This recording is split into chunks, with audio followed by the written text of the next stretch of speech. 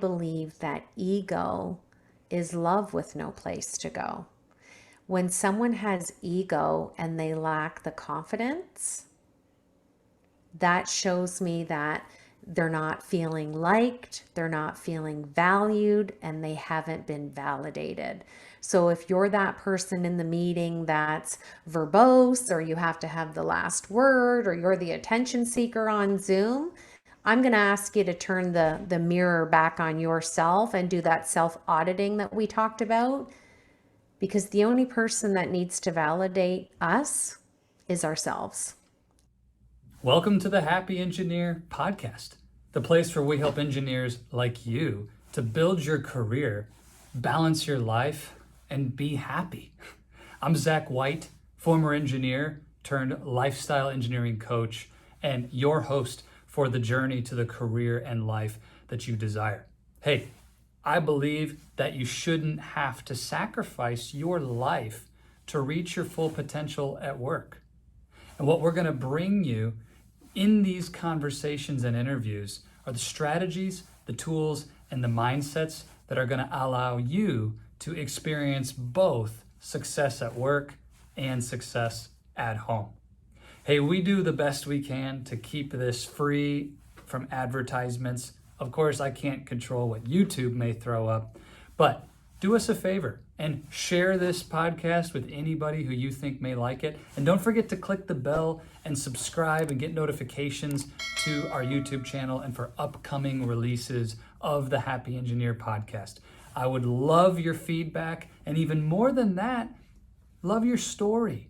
Share with us how these strategies and tools are working for you. Would love to be in touch with you. Connect with us on social media. Find me at Oasis of Courage on Instagram, Facebook, or Zach White on LinkedIn. It's an absolute pleasure to serve you. Now let's do this.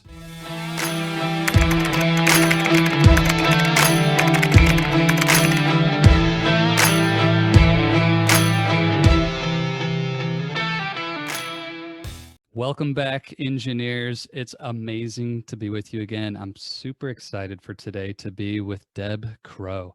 Deb is a certified professional life coach, but so much more than that. I'm excited. Deb was one of the first in Canada to be certified in the Habit Finder coaching principles from Augmandino, who I just love the Augmandino Leadership Institute. I'm excited to hear more about that.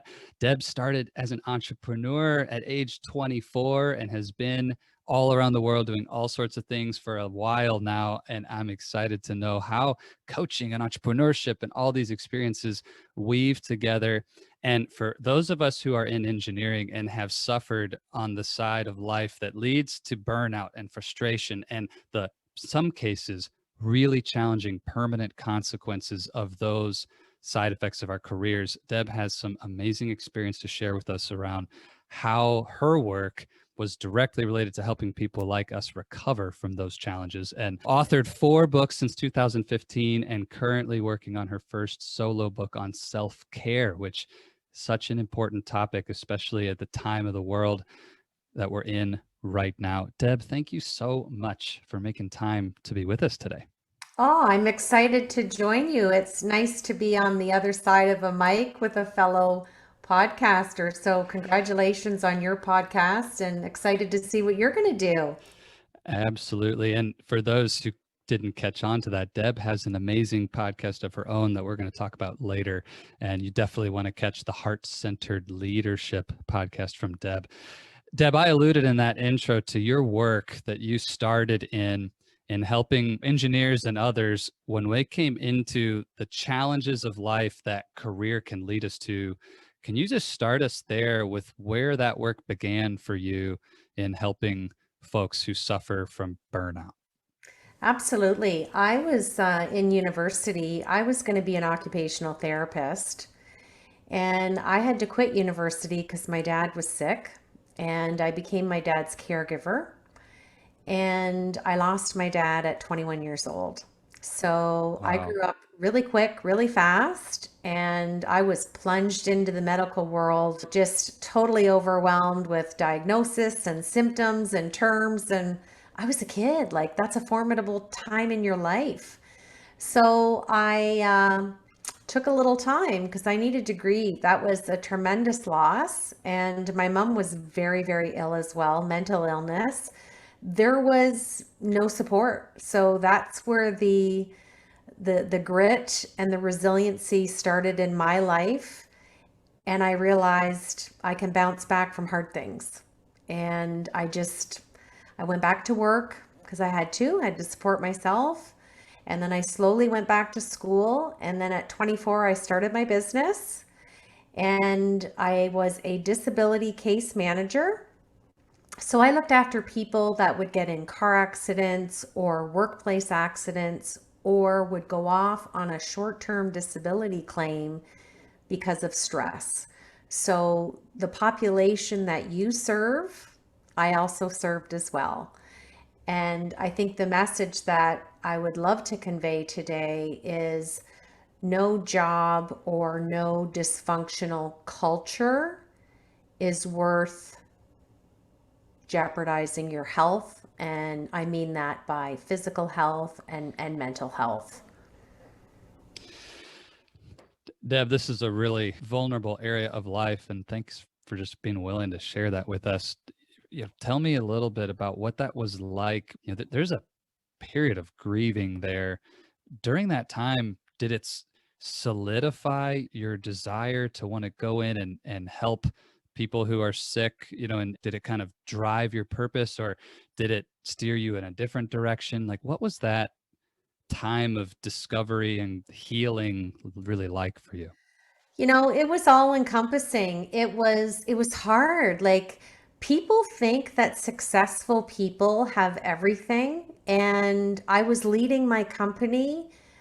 I had friends that were dropping off because the more success I had, the more friends I lost. And it wasn't until I hit about 28, 29 where I got some mentors who were farther down that entrepreneur highway that said, welcome to leadership. Like it can be really lonely. And the more successful you get, not everybody can handle it. And I thought, wait a minute here. Like I thought this was supposed to be a fun journey. It was really lonely. The grief it's grief. It's messy. You got to go through it. There's no under, there's no over. It's straight on through and you go through the cycles. What it did for me was it instilled a level of empathy and compassion that just added to my resilience. And I think that's what led me to the work I'm doing now, which I know we'll probably unpack during this interview. But I had to muddy myself through grief because there's no timeline for that. And I landed up getting certified in grief and bereavement because I just thought maybe down the road I'll help somebody. And after my dad, I got engaged and it was hard. I didn't have my dad to walk me down the aisle. Mm. And then I lost my brother, or first I lost my grandma right before my wedding, and then who I was super close with. And then I lost my brother. And then I had lost a friend. And every time you lose someone, it's called a trigger memory because it brings you back to that deep, visceral place in your gut where you're like, oh my gosh, I don't know if I can do this again. But you can. Because every time you have that trigger memory, you go back to the tools that you put in that emotional toolkit and you lean into the emotion and you pull out the agility and go, okay, this really hurts and it sucks, but I'm going to get back up and I can do this. And that's been my wheelhouse. That's been my cognitive address. I'm the queen of getting back up. I'm the queen of failing forward because when you've been with people at end of life and you're not at end of life, there's always a strategy. There's always a plan B. Deb, how does it look different for someone to move through loss and come out the other side with grit and resilience and the qualities that have shaped your success, looking at the journey you've been on, versus sometimes we see people, maybe we'd say they don't actually get through it, but those qualities don't exist on the other side, and it's almost like they're just constantly maybe stuck in that space of loss. What has to look different? How do we move through loss and get to that reward of the grit and resilience that you're talking about? You have to be kind with oneself. You have to lean in to know who you are and have deep self awareness, which stems from self acceptance. And you have to be willing to implement self care. And when I say self care, that doesn't mean a person, a thing, a place. It's not your buddies. It's not the chocolate bar. It's not sneaking away to an Airbnb for the weekend. It's a mindset. So when you have the mindset to say, I'm going to be different here and love myself, I had really, really proper boundaries in place. And I just allowed myself that ability to fail forward. And I didn't beat myself up emotionally, cognitively. I allowed it to be Hmm. How would I know if I have a self-care mindset? because you've lost the weight of other people's opinions. Best, Lost the weight of best, other best people's weight loss ever. When you lose Yeah. the weight of other people's opinions and you do what's good for you in the moment, you have self care because putting yourself first is not selfish, it's vital. If that's not true of myself today, I hear you, Deb. I want that mindset of self-care, but with that question, if I can honestly say, I still really care about what other people are thinking. Their opinions are influencing my decisions and actions. What's the first step for someone who's in that place? Like, ooh, I want that mindset Deb's talking about. I clearly don't have it right now. Where do you begin? You have to do a self audit and you have to figure out where you spend your time. And when you do that self audit to realize what you do 24 hours a day, 7 days a week, that 168 hours becomes pivotal to the point where it's eye opening, it's heart wrenching because you see where you're not spending the time. And it's usually, not to be cliche, but it's the aha moment for people. They're like, I am not spending time where I should be, whether it's with their spouse, with their family, with their extended family, whatever that may be. And people get succumbed into work life. They get on that leadership trajectory and they don't realize that you can get to the top of that proverbial ladder. But here's the secret sauce: everything comes with a price. Everything comes with a price. How so? Health, wellness, mental health, relationships, all the things that you see with leaders at the top. We talked earlier about people think being at the top is the best. Leaders at the top are lonely and they've paid a price to get there. And it's usually their health. We're not meant to be on 24 hours a day. We're not human Mm. doings, we're human beings. And as a leader, you really need to model that heart centered leadership quality, especially self care, because when you put yourself first, it makes you a better leader because you're putting that as a valued element of your leadership. So for the engineer listening, I want to re-highlight this audit activity. We are good at doing things as engineers, and the being side needs some attention at times. But this is a really simple action to audit your time. Mhm. Really easy. And Deb, I'm imagining that a lot of people probably say, "Hey, I know where my time goes. I have a calendar. I can just look back at the last 2 weeks and see where my time has been going." If somebody's in that kind of attitude, like, "Well, I already know because it's on my calendar," is that accurate, or would you say, no, you got to do it a different way? Oh, it's very accurate. And they say to me, well, that's common sense. And my response is, but your common sense is not common practice. And Mm, that's when they get the, oh, common if sense. there's no Got it. white space in your calendar, being busy is unproductive and unintentional. And I've worked with engineers and they're technical people and they're project based and I get it, but you're not going to give 100% of yourself when you're burning yourself out. Say that again. Being busy is what? Being busy is unproductive and unintentional. So when any of my Wow. executives say to me, I'm really busy, I'm like, tell me everything you did that was unproductive today. I think the words busy, sorry, and just all need to be put in a trash bag and thrown out to the curb because it's what I call unintentional language.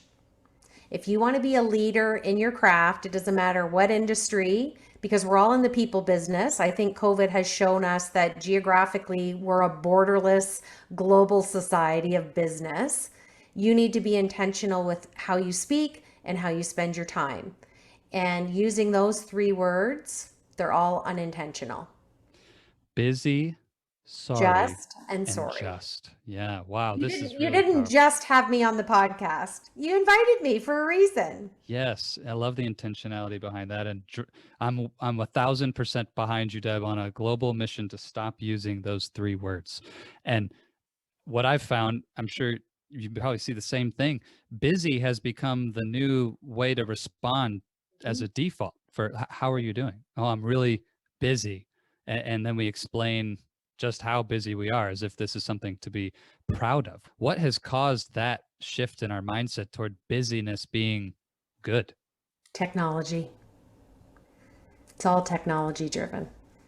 When someone says that to me or I get asked, "What does your week look like?" I always say intentional. Mm. Set the tone on Monday and live it out.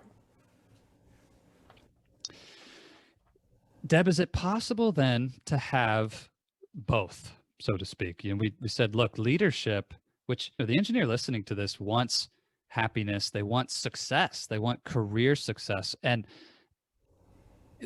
the sort of message like, hey, if you move up, be prepared for the challenges that that brings. And then the consequences that you've seen play out in some really harmful ways when people do fall into the all the time is work and they're not taking care of relationships, their health, etc. So is it possible to lead at those high levels and stay in that healthy whole life balance that you're talking about? That's my coaching practice, what you just described. That's why I made the transition because I lost 5 executives to cancer. And when I sat in hospice and held all of their hands act, they all told me two things. I didn't speak my truth, and I tolerated working in a dysfunctional culture. And it's funny because my name became a pronoun and a verb. I always get called Deb Crowe. I never get called Deb. And when I was in hospice with all of them, it was moving. It was honorable. It was a privilege to be there with them. And they all said to me, "You need to Deb Crowe this." And I thought, okay. And I made a promise to them all that I would do something. And what I did was I got out of that space of being the disability case manager and managing their illness and their symptoms and trying to get them back to life. And in this case, I mean, after 5 and 10 months, I was like, okay, somebody's trying to tell me something here. Hmm. I got to get ahead of the curve, just like engineering. I got to change this bell curve here. And I became a preventionist, and I did it through coaching. And then through COVID, I created my heart centered leadership model, and I've wrapped that around my coaching. So I specifically stay in my wheelhouse of coaching. My background's in neuroscience. I love everything to do with neuroscience and neurotrauma. Like, there's nothing I haven't seen.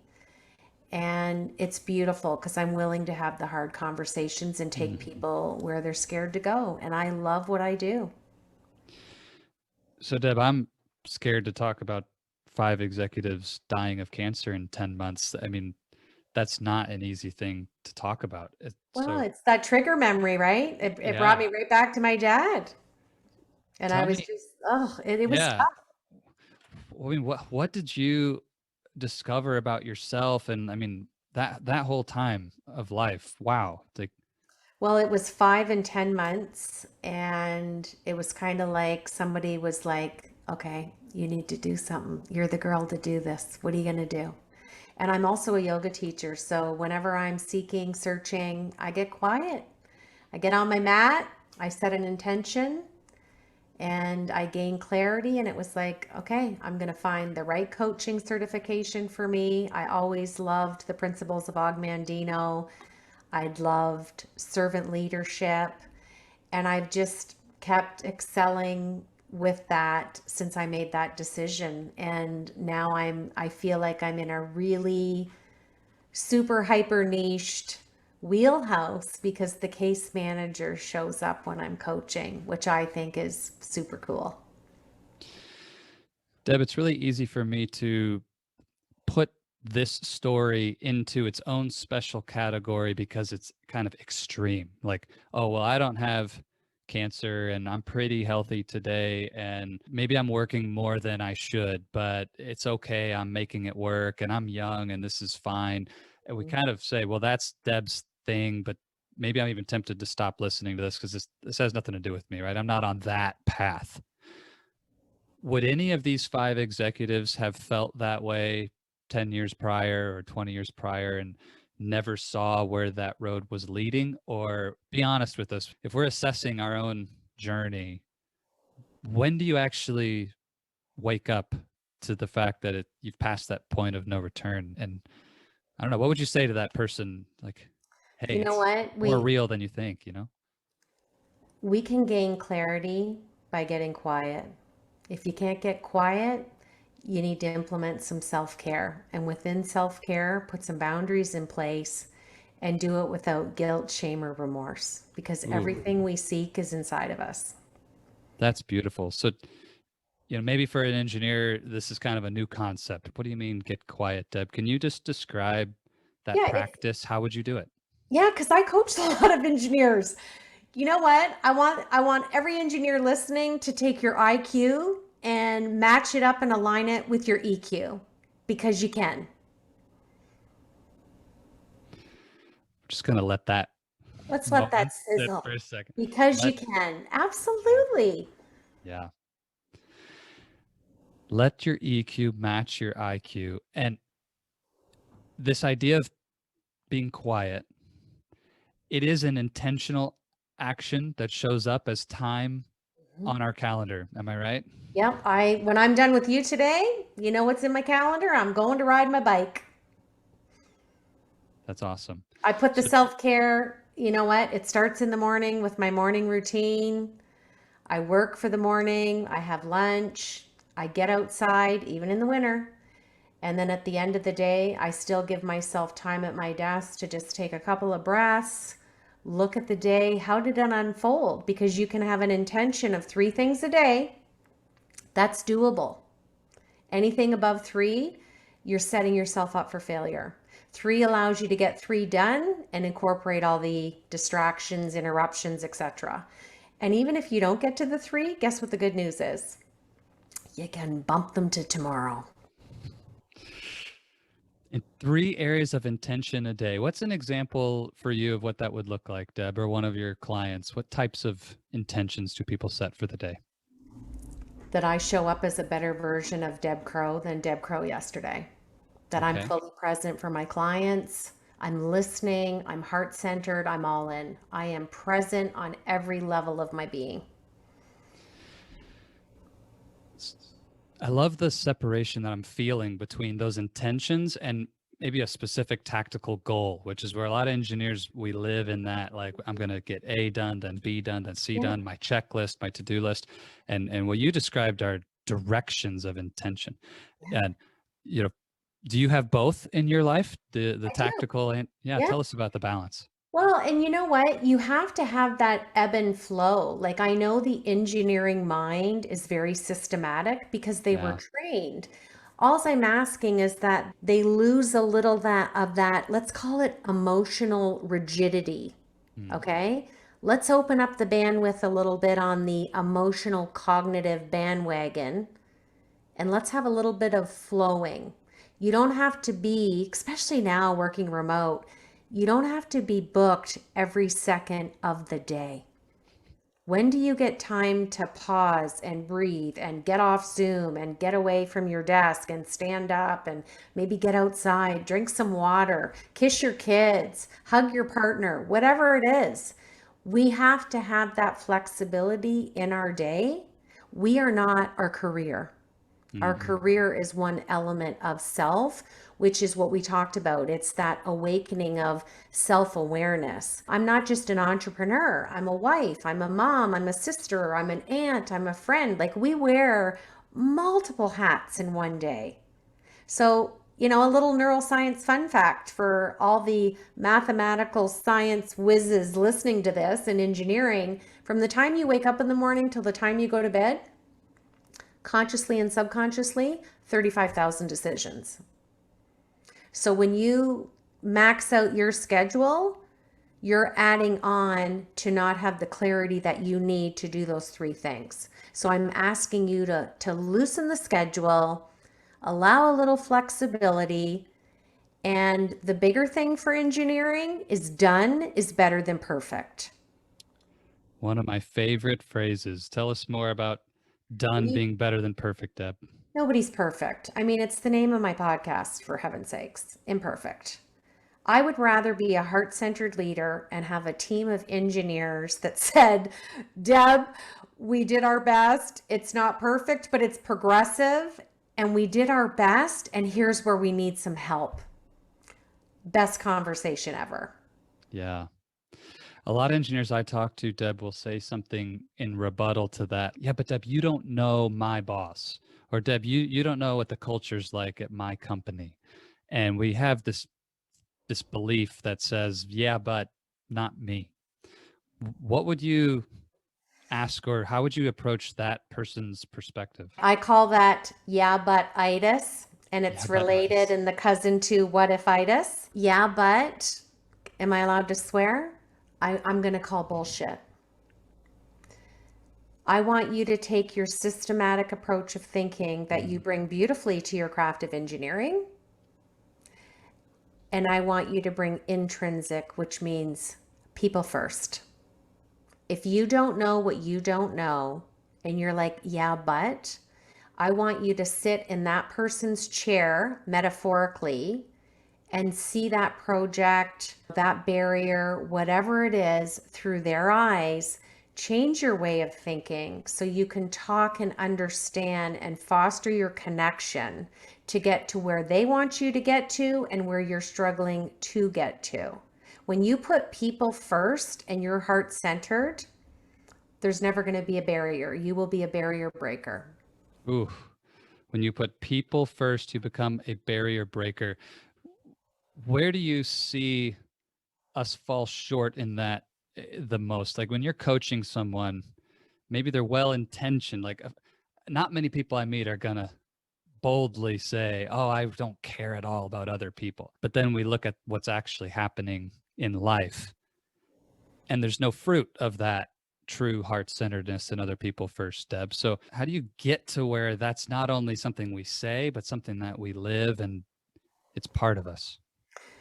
Connection with people, relationships, getting to know people outside of engineering and structures and blueprint drawings and software applications, and who's the person on the other side of the phone, the other side of Zoom. You can have all these initials after your name and have a connection with someone. You can talk to something about something with someone, and it doesn't have to be the craft that you're both involved in. This is so important. We could talk about this the whole rest of the day. You know, there's something, and I remember back when I was a young engineer, Deb, I'll just speak for myself, and the engineer listening can decide if this applies for them. But I remember thinking, well, I only am going to get to know the people on my team well enough to get the result that I need from them for the project. You know, there's this sort of Yeah, totally bizarre mindset around, yeah, networking is important because it's going to serve the objective of the project. You know, yeah, I had yeah. that kind of mindset. And what I'm hearing you say is, look, if you will pursue deeper connection with the human for the sake of the connection, Yes, that's you it. will get those other benefits, but That's the ignore secret that. sauce. Yeah, that's the secret sauce right there. I love this. Heart We, we, centered. we could stop, right? I mean, engineers, listen up. Yeah. It's not just because of the pragmatic outcomes of connection. And even if you're, okay, let's take this one. Yeah, but I'm an introvert. Yeah, but I don't care or need all these things. Okay, Yeah, but itis. can it? It's going out to the trash with busy Justin. Sorry. Oh my goodness. This is a great day for the stop doing list. Stop That's saying it. busy, sorry, and just, and stop with this idea that relationships are there for the outcome. Yes. Build the community and the connection for the sake of the community and the connection. That's so important. Deb, let's take that then and kind of connect it to this other area of work that you do with habits and helping us to build some mastery around our subconscious. This idea of how do we find and build habits in our life, and the work you do with the Augmendino Leadership Hmm. Institute, where does that weave into your coaching and how you help someone to create results in their life? You have this heart-centered intention that we've talked about. Help us connect it to this idea of habits. So I have an assessment. I call it the unpersonality test because you may have heard of the DISC or the Myers-Briggs. Hmm. I go beneath the surface of the water. So the personality's the water. Personality is memorized emotion. I go beneath the personality and I figure out how you think about thinking. And then, especially with engineers, when I can show them how they think about thinking, that's where the magic happens. And they're like, how do you know this? And my response is data doesn't lie because engineers are data people. They're You're not numbers going to, people. yeah, no arguments on this podcast about the data. Yeah. So this is a really interesting statement, and I agree, but I don't know that it's always said or taught this way, Deb, that Mhm. personality is memorized emotion. Yeah. So would you tell us, how do you feel about the statement? So my personality is just intrinsic to me. I was born with it and I can't change it. What would you say to that? I'd be thrilled. It tells me that your parents brought you up well and you put people first. We all think in three different ways. We have intrinsic, which is people first. We have extrinsic, which is where we lean on the material things in our life, like the CEO in the corner office with the fancy suit and the boat and the cottage and everything else. And then we have the systemic thinkers, which is your population listening, the engineers. It's not a bad thing. It's just their upbringing, their life, their work experience, all brought into one, and they're just very black and white. And for whatever reason, they didn't have that EQ aligned with their IQ. Hmm. And so if there's an element of memorized emotion in my life that I would like to change for whatever reason, where does that process begin? You have to have a baseline of data. So once we can figure out how you think and then figure Mhm. out and unpack why and what got you there, it's like anything else. You set some goals and we have a timeline and we work on it together because being different is part of being successful. So when you can say, I don't want to be just an engineer. I want to be an engineer with heart. I want to be an engineering project manager that's approachable. These are just some examples of people I've worked with. Yeah. And leaning into acknowledging where your faults are. I'm an introvert. I make excuses. I hate office parties. Like, I don't know what to say to people, or the coach is there for a reason. So I always believe, much like that cliche, that the teacher appears when the student's ready. I think the coach appears in the trajectory of your career, especially if you're a leader or you want to be a leader. Or in the case of engineers, I see what I classify a lot as accidental leaders. And I Mm. get them for coaching, and they're like, Deb, I don't want to lead people. Like, I just want to go back to my office and do my drawings and deal with the contractors and the subcontractors. And that's when I have to say, hold on a minute. Somebody sees something in you that you are yet to see in yourself. And that's where you open up Pandora's box. And then Yeah. the EQ starts to be developed to catch up and align with the IQ. And it's really beautiful to watch. And I've worked with so many different technical, it's the same with anyone in the biofarm or the biomed industry. They're very technical as well. Hmm. And that's been part of their upbringing and life and academic experience. We all have the possibility to change. Deb, I have an incredible privilege of working exclusively with engineers and coaching them. But one thing I see a lot, I call it the sort of lone wolf or the engineering ego, that I can solve for these growth areas in my life on my own, whether it's through reading or through listening to a great conversation like this. And what would you say for someone, when is the right time? How do you know if coaching is really what's going to help you to unlock that next level for you if they're in that mindset of like, I got this? So let's use a technical example to align this. An airplane in a holding pattern. It can't land because of blank. There's a mechanical, a technical issue. There's something logistical going on. The pilot is lost. When you're on the same old, and I often hear, Deb, I'm on this hamster wheel. How do I get off? Any engineer knows that you need to have tools and strategies in your toolkit, in your engineering arsenal, if you will. And sometimes you need an external source to come in who's your safe space, that you can be all that you are, happy, sad, mad, glad, because it's like grief. When I did my grief and bereavement training, I remember being trained by, I think, the number one expert in the world, who's Dr. Alan Wolfett. And he Hmm. said, grief is love with no place to go. I believe that ego is love with no place to go. When someone has ego and they lack the confidence, that shows me that they're not feeling liked, they're not feeling valued, and they haven't been validated. So if you're that person in the meeting that's verbose, or you have to have the last word, or you're the attention seeker on Zoom, I'm going to ask you to turn the mirror back on yourself and do that self auditing that we talked about, because the only person that needs to validate us is ourselves. And that's the self acceptance, self awareness piece that we talked about. It's been very intersecting conversation here, Zach. It's very Yeah. good. Well, and I love that what you just said is the coach is not there to validate you. No, Really important. you know what? We give tools and strategies, and we guide you to the light, and then we put you on your way. That's another big important point. Hire a coach that's not codependent. Woo.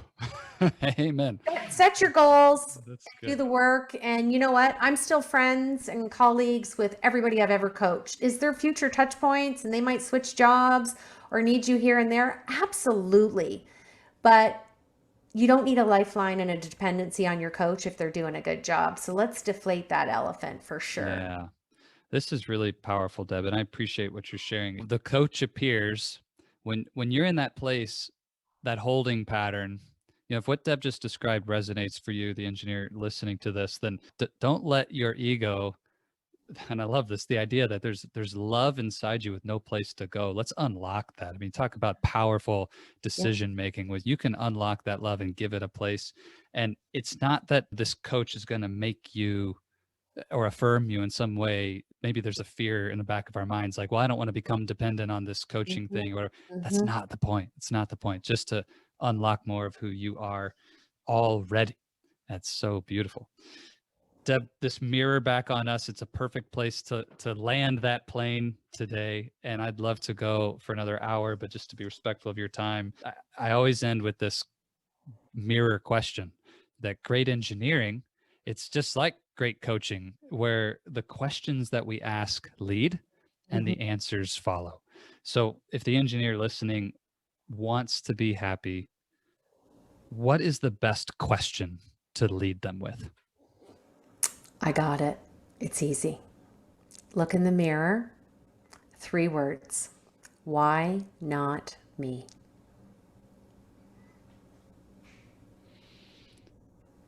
Why not me? That is so beautiful. We're just going to let that marinate right there. I hope everybody listening takes that to heart. Deb, they're going to want more from you.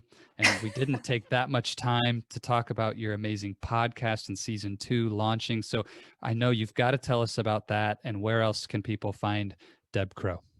So debcrowe.com. Crow has an E on the end. Everything's there. There's a heart-centered leadership toolkit they can download for free. There's a poster. If you're thinking about being heart-centered, it's there for you. The imperfect, the Heart-Centered Leadership Podcast is, we're back the beginning of June this week for season 2. And it's every Wednesday and Friday at 1:00. And you can connect on socials and see it. And I'm going to have you come on over to my podcast so we can continue this awesome discussion. It's been really lovely. Man, I would love that, Deb. And so it's coming into June 2021. For those listening to this in the future, go check out season 1 of Imperfect, the Heart-Centered Leadership Podcast, and get yourself jazzed for what Deb's going to bring here in their season 2. I know it will be amazing. Deb, can't thank you enough for just sharing your wisdom and your heart with us today. And those 3 words, why not me? Awesome. My pleasure. Thanks for having me, and all the best with your podcast. I'm so happy for you. Thanks, Deb. Hello, my friend. Zach White here again, and I wanted to let you know that's all we've got for this episode of the Happy Engineer podcast. Thank you so much for investing your time with me today. It is an absolute pleasure to be able to bring you this content. Just as a reminder, it would be amazing if you would subscribe and share this episode with any other engineers you know who may benefit from this. And if you're like me, I hope that you'll take some notes and, more importantly, take action. In our audio version of the podcast on Apple Podcasts and any place that you go to find podcasts, there's a little more content from me about this episode in the debrief. If you really want to hear about how to put this into action, I'd encourage you to go grab that. But thank you for joining us for the video version of our interview today. And again, can't thank you enough for helping us to get the word out about the Happy Engineer podcast and what we're doing. If there's any way we can serve you, would love to do that. Go find us at oasisofcourage.com or reach out to me on social media at Oasis of Courage. And don't forget again to subscribe and click the bell to have notifications of upcoming releases of new episodes of the podcast. As always, I want to leave you with this. If you stay in your comfort zone, you're not going to grow. So let's crush comfort, create courage, and let's do this.